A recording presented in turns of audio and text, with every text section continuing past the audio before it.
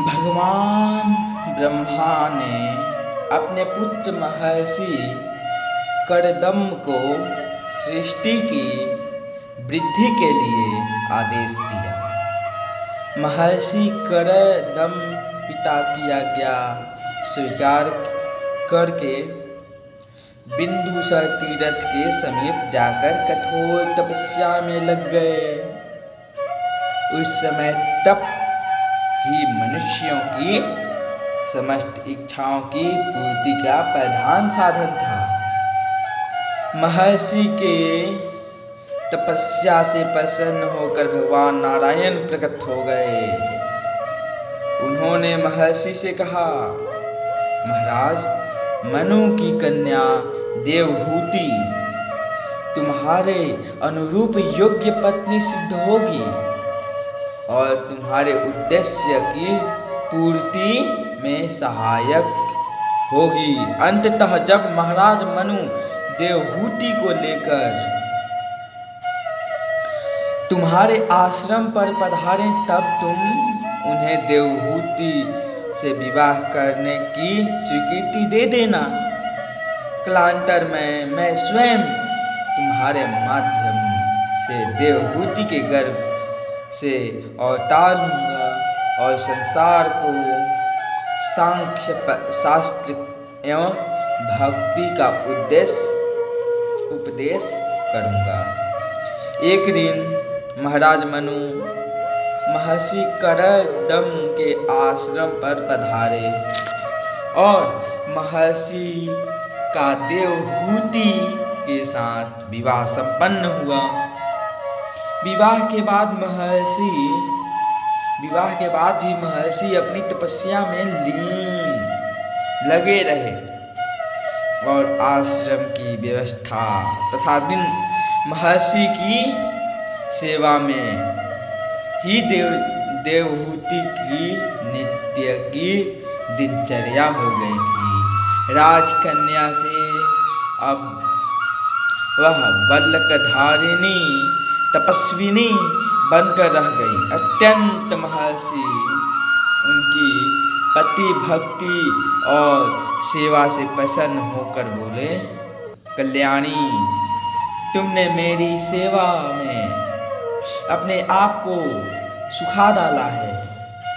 मैं तुम पर प्रसन्न हूँ। बताओ, मैं तुम्हारी कौन सी कामना सिद्ध करूं?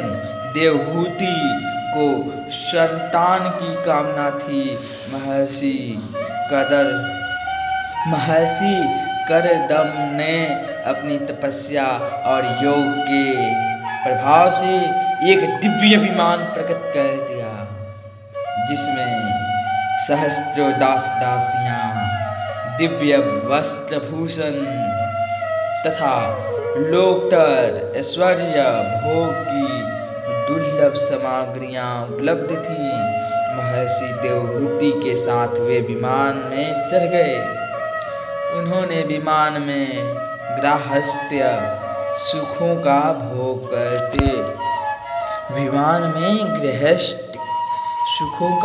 करते हुए वर्षों बीत गए।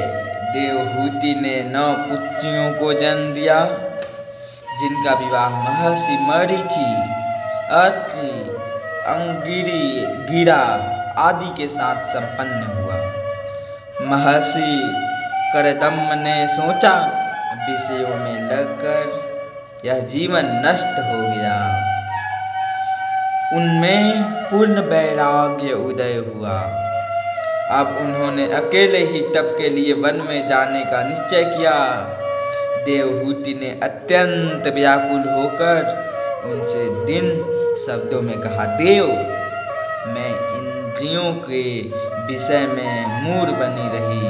मैं आपके प्रभाव से अभिंग रही। फिर भी आप जैसे महापुरुष का संग कल्याणकारी होना चाहिए। अंततः मेरे उदार मार्ग बताने की कृपा करें। महर्षि बोले, भद्रे, व्याकुल मत हो।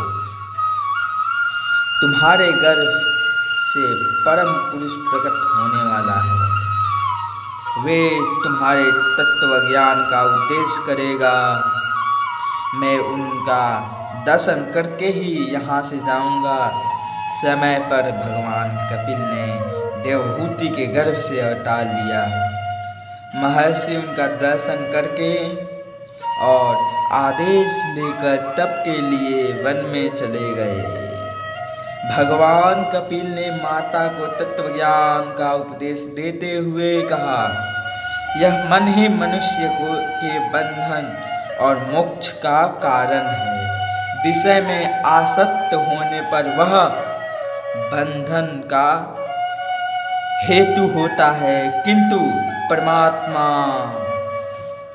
अनुरूप अनुरक्त होने पर वही मोक्ष का कारण बन जाता है।